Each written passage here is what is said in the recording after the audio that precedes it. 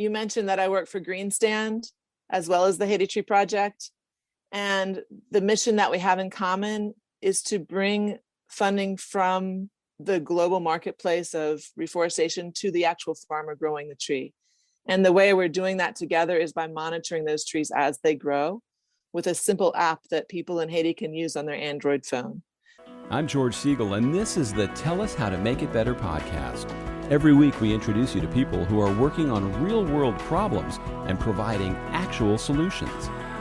Tell Us How to Make It Better is partnering with the Readiness Lab, the home for podcasts, webinars, and training in the field of emergency and disaster services. Hi, everybody. Thank you for joining me for this week's Tell Us How to Make It Better podcast. Every week on this podcast, I try to introduce you to people who have identified a problem somewhere in the world, and rather than just complain about it, are trying to do something to make it better. So after you've listened to the podcast, if you liked what you were listening to, please subscribe, leave a review, and share it with your friends. That would be helpful as I try to grow the audience. My guest today is Karen Nicolas. She's the founder and director of the Haiti Tree Project and tree tracker liaison at Green Stand. Karen's passion is connecting smallholder farmers in Haiti and around the world with support that they need to reforest. Karen, welcome. Thank you so much for coming on. Nice to meet you, George. Thanks for having me. Now, you certainly picked a country that has its share of problems. I mean, I was researching Haiti. First, you hear it in the news every year as the storms track through there, earthquakes, torrential rains, floods, you name it. So as you are there, what is it that you've identified as a problem that you can help them with that you're trying to make better? What we see that people need when we look at, I spent many years in relief work, first of all, and I was in Haiti and I could see, okay, they need every single basic need that humans need. So how do we solve that in the most simplest way? Bring back their natural environment. Over the last 30, 40 years, because of things that happened in the 80s with businesses coming in and taking out trees, and just there's been so much deforestation in the country that people don't have enough clean water. They don't have the filtration from the trees. They don't have the year-round food supply from the trees. They don't have the soil being held in the mountains. They get floods from the erosion. It's a crisis that, to me, instead of bringing them water bottles in an earthquake, we need to plant their trees now so they have that food supply. So you'll notice that Karen is sitting someplace different now. Voila, the magic of recording things online. We had some internet challenges, probably nothing compared to the challenges they're having over in Haiti on a regular basis. We were talking about what's involved in making a difference. You said it is easy to plant the trees, but there's a lot more after the trees are in the ground that really has to happen for the forest to take off. Tell us about that. That's right. Our manager in Haiti, he knows how to grow trees really well, but most of his time is spent shopping for the perfect land, the perfect farmer, someone who is not going to let their goats run around where the trees are planted. And then beyond that, we have to find areas where it's not only mountainous, so we can filter water and increase the water tables with the trees, but we have to find land that people are willing to water, and to water regularly, because with climate change, the rains are so sporadic. You never know if rainy season will be rainy season and if there'll be a drought in the summer. So it actually takes 2 years to really care for a tree and get it to this point where it's old enough to avoid all of these dangers and have a lot less work. So our mission is to actually pay people to do this work, as to pay the farmers or their helpers a small amount each time we monitor the tree.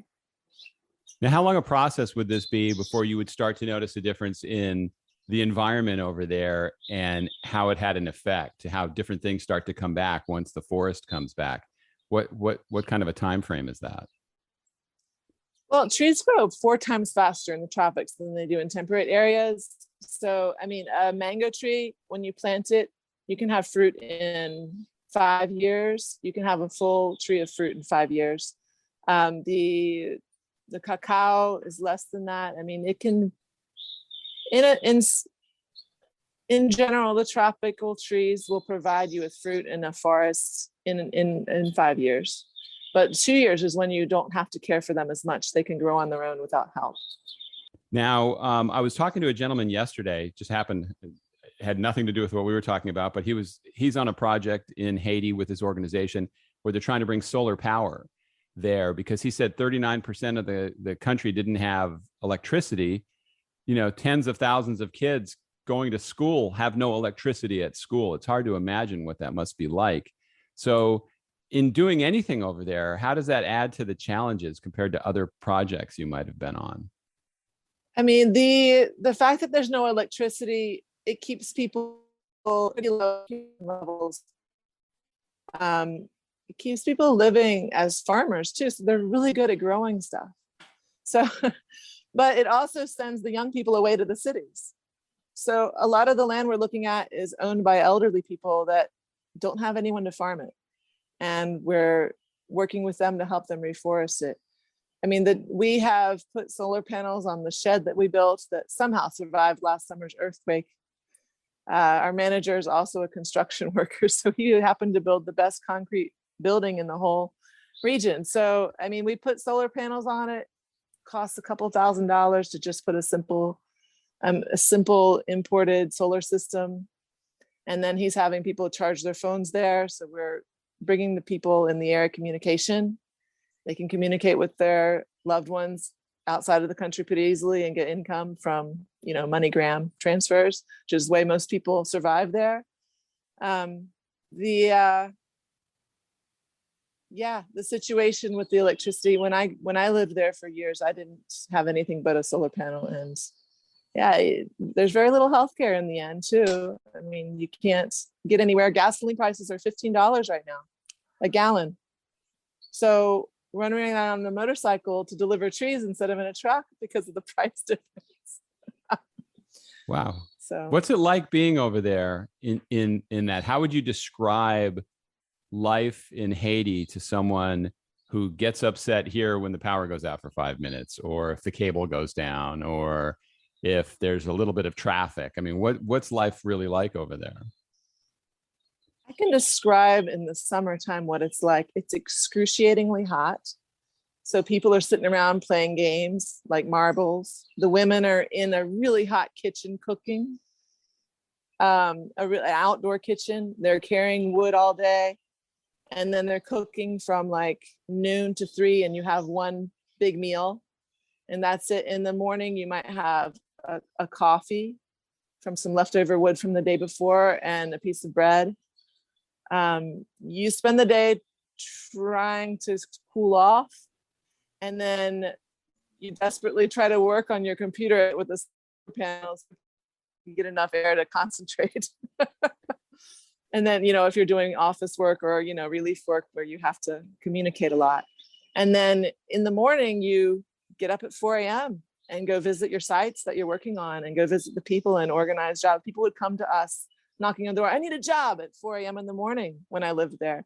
Give me your job, And then the other thing that happens all the time for foreigners who are there is people come and say, my wife's having a baby, something's wrong. And this happens like once a week. You're jumping in the truck, grabbing that woman to a hospital to find out the doctor doesn't even work at the hospital on the weekends.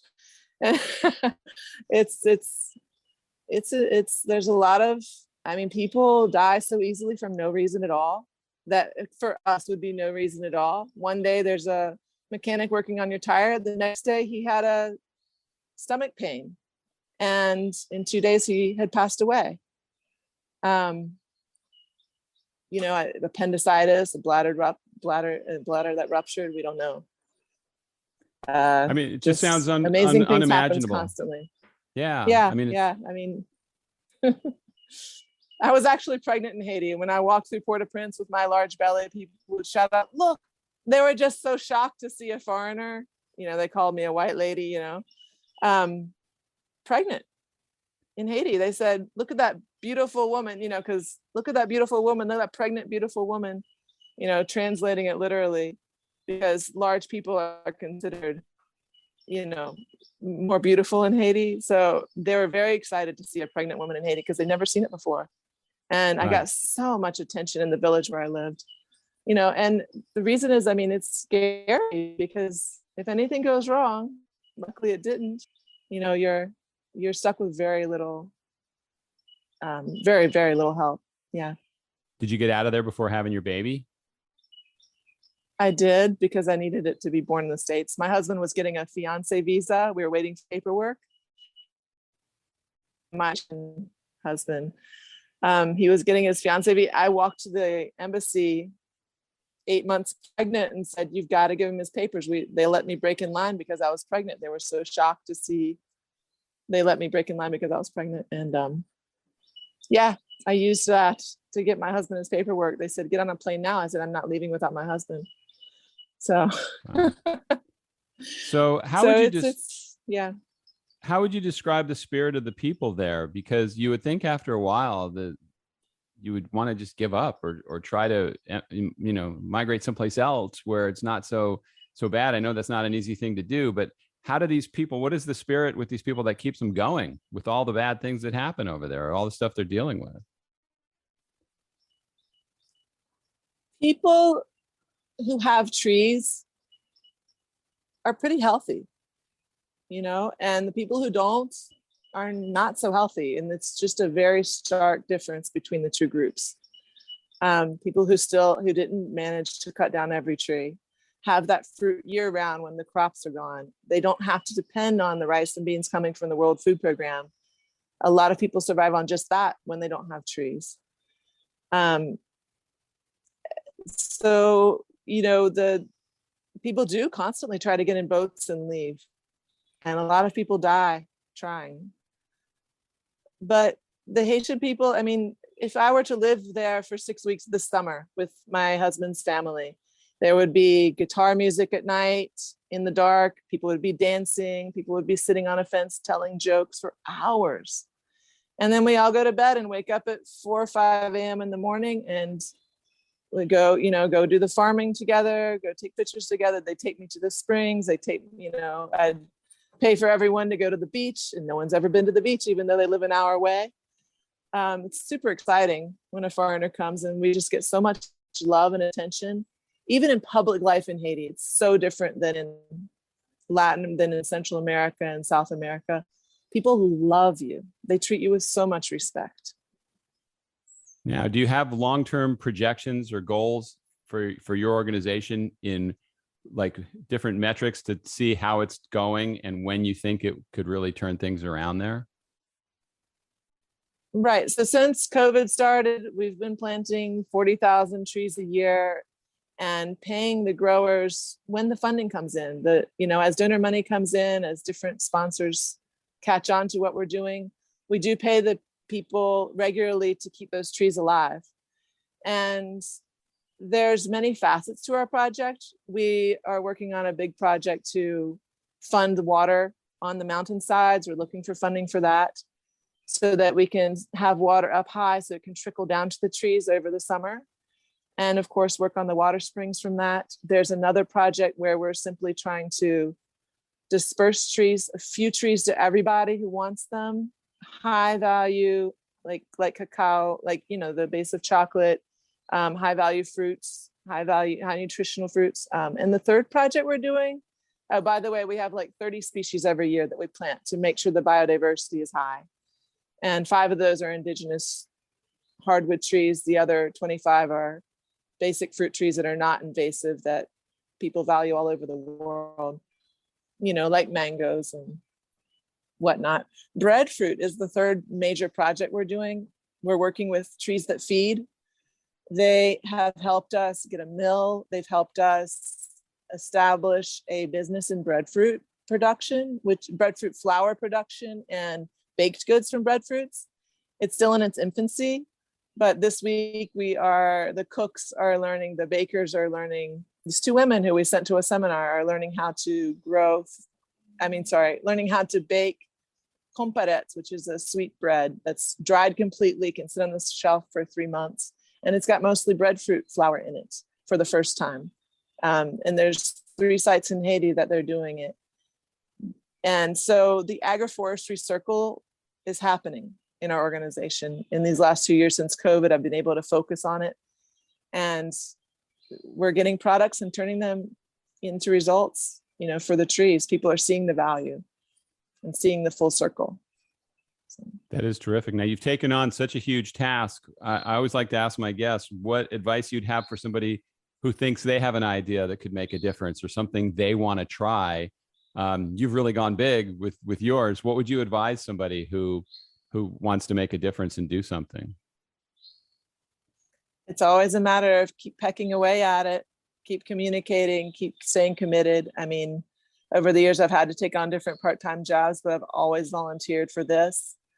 And, sometimes I get paid, and I hope that in the future I'm going to get paid full time. We'll see. It's not easy to, raise kids and get an income right now and find a way. But my advice, just keep pecking away, just keep talking to people. Volunteer Match is a great resource to find help, build your team quickly. Get other people on board is my advice. Now, how can people get involved with you? How can they follow you? What's the best way for people to reach out if they want to be involved with what you're doing? Well, the website is the HaitiTreeProject.org.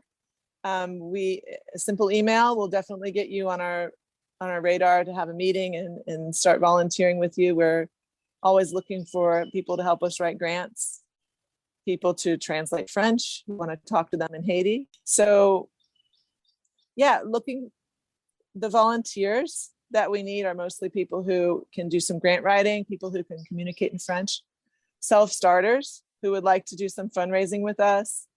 And of course, even people who want to take the adventure and go to Haiti, if we can find the funding together and then go start a second aspect, a new innovative approach to our project together. We would love that. We have some marketing people. We always need more. So just reach out.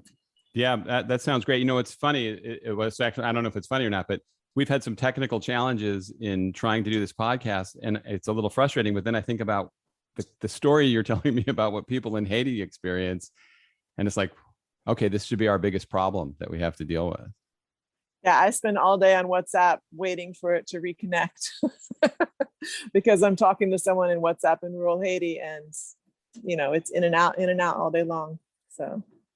Yeah, I can only imagine. Well, listen, Karen, thank you so much for your time and continued success with the project. It sounds like you're doing some great work over there. Thank you, George. It's great to meet you. Thanks for having me. My pleasure. Thank you for joining me on this week's Tell Us How to Make It Better podcast. If you liked what you were listening to, please subscribe, share the link with your friends, and leave a review. That would be really helpful. There's also in the show notes a link to leave me comments about what you thought and also to suggest guests for future episodes. Thanks again for listening. See you next time.